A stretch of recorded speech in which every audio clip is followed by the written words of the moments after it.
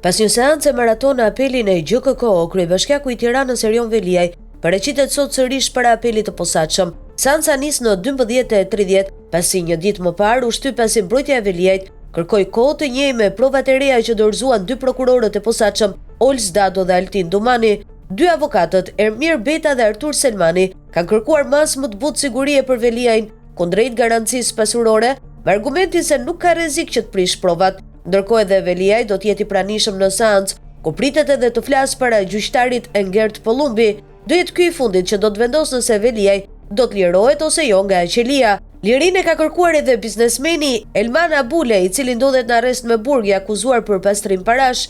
Edhe avokatja e tij, Romina Zano, kërkoi mas më të butë kundrejt garancisë pasurore. Pranë apelit të GKK ishte edhe Joshua Roberts, përfaqësuesi i studios ligjore amerikane Kasovitz Benson Torres LLP, e cila po këshillon kryebashkiakun Veliaj. Ndërkohë, avokatët mbrojtës të tre biznesmenëve, Shkëlqim Fusha, Gentian Sulës dhe Emiriman Palushit, ka kërkuar heqjen e masës detyrim paraqitje, me argumentin se nuk është në nivelin e standardit ligjor, pasi sipas tyre provat nuk janë të mjaftueshme.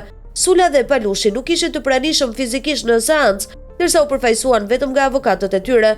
Të tre akuzohen për korrupsion aktiv. Masën e sigurisë nuk e ka ankimuar në shkallën e dytë të gjyqësorit Ajola Xoxa, Sokol Kryeziu dhe Fatmir Bektashi. Kryebashkiaku Veliaj mbahet në qeli që prej 10 shkurtit dhe akuzohet për veprat penale, korrupsion pasiv dhe pastrim parash, të kryer në bashkëpunim me bashkëshorten e tij Ajola Xoxa, e cila po hetohet në mas detyrim paraqitje edhe për mosdeklarim pasurie.